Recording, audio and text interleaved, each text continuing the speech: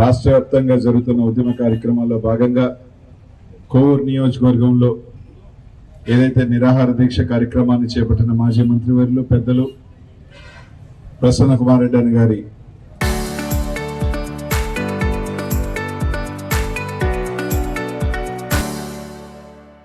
దీక్ష కార్యక్రమంలో పాల్గొనే అవకాశం కల్పించినందుకు ఇచ్చేసిన నాయకులకు పత్రికా విలేకరులందరికీ కూడా పేరు పేరును కూడా ధన్యవాదాలు తెలియజేసుకుంటా ఉన్నాను. ఈ రాష్ట్రంలో కూటమి ప్రభుత్వం వచ్చిన తర్వాత కేవలం దోపిడీ, అరాచకాలు, ఎవరైనా మాట్లాడితే వాళ్ళ మీద కేసులు పెట్టడం, జైలుకు పంపించటం, ఏదో రకంగా భయపెట్టడం, ఈ కార్యక్రమాలు తప్ప ఏదైతే ఎన్నికల్లో హామీలు ఇచ్చారో ఒక్క హామీలు కూడా నెరవేర్చకుండా ఈరోజు అధికారంలోకి వచ్చి కేవలం ఈరోజు స్కాములతో ఈరోజు ఈ ప్రభుత్వం ఉంది.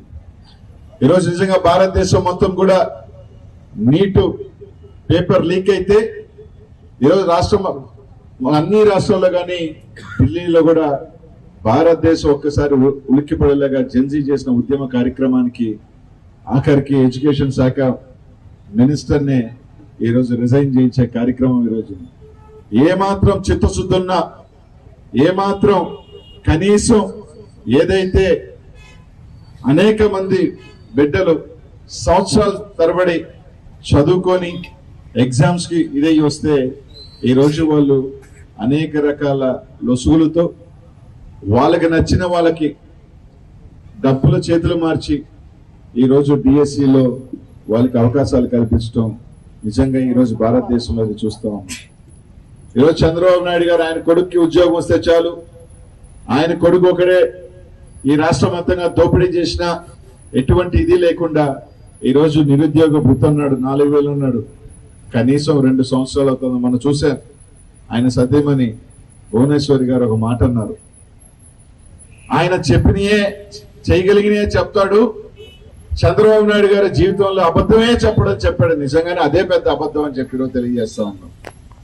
గతంలో రాజశేఖర రెడ్డి గారు చెప్పేవాళ్ళు చంద్రబాబు నాయుడు గారి నోట నిజంగానే వస్తే ఆయన తల 1000 చెక్కలవుతానని ఒక శాపం ఉందని చెప్పి ఈరోజు ఆయన ఇచ్చిన ఏ హామీ అయినా కూడా నిరుద్యోగ వృత్తి కానీ, ఫీజు రియంబర్స్మెంట్ కానీ, విద్యార్థులకు సంబంధించి ఏ ఒక్క ఇది కూడా ఈరోజు ఒక్క హామీ కూడా నెరవేర్చుకునే వ్యక్తి ఈరోజు చంద్రబాబు నాయుడు గారు, కుటుంబ ప్రభుత్వం. ఈరోజు జగన్మోహన్ రెడ్డి గారు కూడా భారతదేశంలోని ఎవరు చేయని విధంగా ఒకేసారి 1,30,000 సెక్రటేరియట్ ఉద్యోగాలు ఇస్తే ఎక్కడా కూడా ఒక చిన్న ధర్నా కార్యక్రమం కానీ, చిన్న అవకతవకలు ఉందని కానీ ఎవరు కూడా ప్రశ్నించలేని విధంగా 1,30,000 ఉద్యోగాలు ఇచ్చిన ఘనత ఆ రోజు మన ముఖ్యమంత్రి జగన్మోహన్ రెడ్డి గారు అని చెప్పి తెలియజేస్తా ఉన్నాను. అదే ఈ రోజు ఏది చూసినా ఆఖరికి క్రీడల్లో ప్యాకాటను కూడా చేర్చారంటే ఇంతకన్నా గొప్ప వాళ్ళని ఎక్కడన్నా ఉంటారా అని అడుగుతా ఉన్నా. ప్యాకాటను కూడా ఒక క్రీడలాగా చేర్చి దాంట్లో కూడా నైపుణ్యం ఉన్న వాళ్ళకి మేము ఉద్యోగం ఇస్తామని చెప్తున్నారంటే ఇంతకన్నా దౌర్భాగ్యం, దరిద్రం ఇంకెక్కడా లేదు. ఈరోజు తప్పకుండా లోకేష్ ని ఈరోజు ఖచ్చితంగా కూడా ఏదైతే కేంద్ర విద్యాశాఖ మంత్రి రాజీనామా చేశాడో అదే విధంగా కూడా లోకేష్ నైతిక బాధ్యత తీసుకొని ఈరోజు రాజీనామా చేయాల్సిన బాధ్యత ఈరోజు ఈ ప్రభుత్వం మీద ఉందని చెప్పి తెలియజేస్తా ఉన్నాం. ఈరోజు ఈ రాష్ట్రంలో ఈరోజు చూస్తా ఉన్నాం జగన్మోహన్ రెడ్డి గారు ఎక్కడికి వెళ్ళినా కూడా అశేషంగా జనాభా ఈరోజు వస్తా ఉన్నారంటే ఈరోజు వాళ్ళందరూ కూడా జగన్మోహన్ రెడ్డి గారు చేసిన మంచి, జగన్మోహన్ రెడ్డి గారిని ఎందుకు పోగొట్టుకున్నాం, జగన్మోహన్ రెడ్డి గారు ఏదైతే ఇతను చెప్పిన మోసపు హామీల్ని నమ్మి ఈరోజు మేము ఓటు వేసి మోసపోయామని ఈరోజు అందరూ కూడా నమ్ముతా ఉన్నారు. ఇంత జరుగుతూ ఉన్నా ఒక ఆయన మాత్రం అప్పుడప్పుడు తలుక్కని వస్తాడు. తలుక్కని వచ్చి 4 మాటలు మాట్లాడి చంద్రబాబు నాయుడిని కవర్ చేసుకొని వెళ్ళే పని ఆ పవన్ కళ్యాణ్ చేసే కార్యక్రమం. ఈరోజు విద్యార్థులు నష్టపోతూ ఉన్నారు, ఎంతో మంది పేదలు నష్టపోతూ ఉన్నారు. ఫీజు రియంబర్స్మెంట్ రాక అనేక మంది బిడ్డలు చదువులు ఆపేసుకుంటా ఉన్నారు. నిరుద్యోగ వృత్తి కనీసం ఒక ఉద్యోగం ఇచ్చిన దాఖలాలు లేవు. ఆయన చేస్తుందని ఏంటంటే జగన్మోహన్ రెడ్డి గారు టెంకాయ కొట్టి స్టార్ట్ చేసి పూర్తయ్యే దశలో ఉంటే అవి ఓపెన్ చేసేసి అవి నేను చేశాను అని చెప్పుకునే ఘనత తప్ప. ఎందుకంటే ఈరోజు చూస్తా ఉన్నాం ఏది తీసుకొచ్చినా జగన్మోహన్ రెడ్డి గారు తీసుకొచ్చారు. దాన్ని ఇప్పుడు తీసుకొచ్చి పేరు మార్చో లేదంటే హైప్ చేసుకోనో వీళ్ళు తెచ్చుకోవాలని చెప్పుకొని మోసం చేయడం తప్ప ఇంకోటి లేదు. తప్పకుండా ఇంకెంత 2 సంవత్సరాలు 2029 తప్పకుండా అన్ని కూడా ఈసారి ఏదైతే చెప్తా ఉన్నారు వాళ్ళకి 11 వచ్చినాయి, ఒక 10 వచ్చినాయి అని. ఒకసారి భారతదేశ రాజకీయ చరిత్ర ఒకసారి చూసుకోండి. తమిళనాడులో డిఎంకేకి ఒకసారి 2 వచ్చినాయి, కానీ నెక్స్ట్ ఎన్నికల్లో దాదాపు డంకా బజాయించి అవతల ఏఐడిఎంకే కాబట్టి డిపాజిట్లు కోల్పోయినాయి. కాబట్టి ఈసారి కూడా మీకు అదే పరిస్థితి రాబోతుంది. ముఖ్యంగా నెల్లూరు జిల్లాలో అన్ని సీట్లు కూడా మరోసారి 2019 వైఎస్ఆర్సీపీ కూడా కైవసం చేసుకుంటుందని చెప్పి తెలియజేసుకుంటూ, ఏదైతే ఈరోజు రాష్ట్ర వ్యాప్తంగా జగన్మోహన్ రెడ్డి గారి పిలుపు మేరకు ఈరోజు వైఎస్ఆర్ కాంగ్రెస్ పార్టీ కార్యకర్తలు కేసులు పెట్టినప్పటికీ, భయభ్రాంతులు గురి చేసినప్పటికీ కూడా ఈరోజు జగన్మోహన్ రెడ్డి గారికి స్థానిక నాయకత్వానికి అండగా ఉన్న వైఎస్ఆర్ కాంగ్రెస్ పార్టీ కార్యకర్తలందరికీ కూడా పేరు పేరున ధన్యవాదాలు తెలియజేసుకుంటూ సెలవు తీసుకుంటా ఉన్నాను. జై జగన్. డిఎస్సిలో జరిగిన అవకతవకలు, అవినీతి, అక్రమాలకు నిరసనగా రాష్ట్రమంతటా కూడా ఈ రోజు నుంచి రిలే నిరాహార దీక్షలు జరుగుతున్నాయి. అందులో భాగంగా ఈ రోజు మనం కోవూరు నగర పంచాయతీ, కోవూరు మండలానికి సంబంధించి ఈరోజు ఈ కార్యక్రమం ఏర్పాటు చేసుకున్నాం. ముఖ్య అతిథిగా నా సోదరుడు మాజీ మంత్రివర్యులు శ్రీ అనిల్ కుమార్ యాదవ్ గారు ఈ కార్యక్రమానికి విచ్చేసినందుకు ధన్యవాదాలు తెలియజేస్తూ అందరికీ కూడా నమస్కారాలు. ఈరోజు డిఎస్సి విషయంలో విద్యార్థులు, యువత అంతా కూడా రోడ్ల మీదకి వస్తున్నారు. చంద్రబాబు నాయుడు, లోకేష్ ఇద్దరు కలిసి ఈ డిఎస్సి ద్వారా నియమించాల్సినటువంటి టీచర్ పోస్టులన్నీ కూడా అమ్ముకున్నారు. ఒక్కొక్క పోస్టుకి 15 లక్షల నుంచి 20 లక్షల దాకా రేట్లు పెట్టడం కూడా జరిగింది. ఇంకా ఈ రోజు మనం అందరం కూడా లోకేష్ రాజీనామా చేయాలని అడుగుతున్నాం. లోకేష్ చెడిపోవడానికి కారణం చంద్రబాబు నాయుడు. చంద్రబాబు నాయుడికి ఒక్కగానొక్క కొడుకు లోకేష్. చంద్రబాబు నాయుడు మంత్రిగా, ముఖ్యమంత్రిగా ఉన్నప్పుడు ఆ సంపాదించిన డబ్బంతా కూడా ఇంట్లో లోకేష్ కళ్ళతో చూశాడు, చూసి నేర్చుకున్నాడు. నేర్చుకునే ఈరోజు విద్యాశాఖ మంత్రిగా ఒక్కొక్క పోస్టుకి ఎంత తీసుకోవాలనేది నియమించి అర్హులైనటువంటి వాళ్ళందరినీ కూడా ఈరోజు అన్యాయం చేశారు.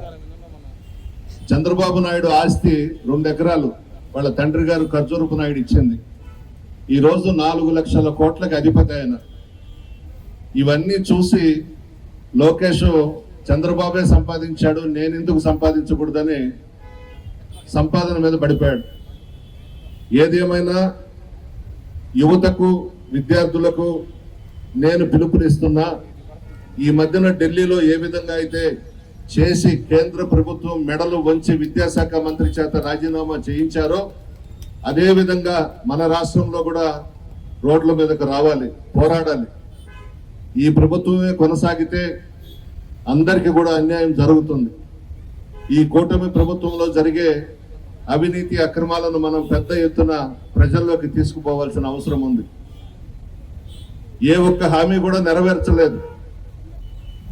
ఈ 2 సంవత్సరాలలో బాగా సంపాదించుకున్నారే తప్ప ప్రజల గురించి, అన్ని వర్గాల గురించి పట్టించుకోలేదు.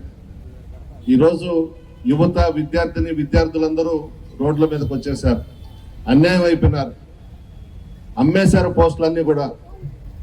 అర్హులైన వాళ్ళందరూ కూడా ఈరోజు కన్నీళ్లతో ఇళ్లలో కూర్చుని ఉన్నారు, బాధపడుతున్నారు.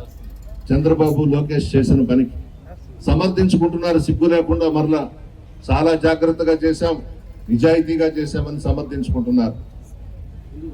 దీని మీద అందరూ కూడా ముందుకు రావాలని చెప్పి కోరుకుంటూ నియమించారు. దీనికి జగన్మోహన్ రెడ్డి గారికి ధన్యవాదాలు.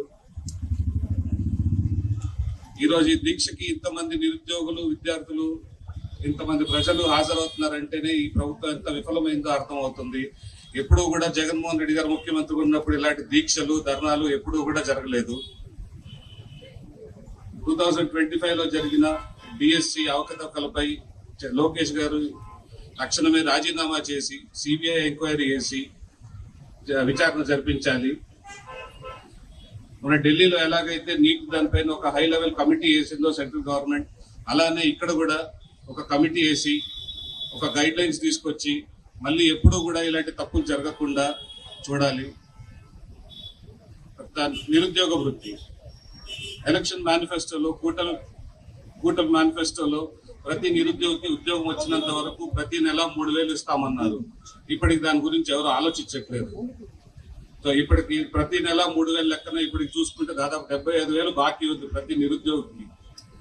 తక్షణమే ఆ పథకం అమలు చేసి ఇప్పుడు దాకా ఎంతైతే చెల్లించాలో అది కూడా చెల్లించాలని చెప్పి కోరుకుంటున్నాము. తర్వాత ఫీజు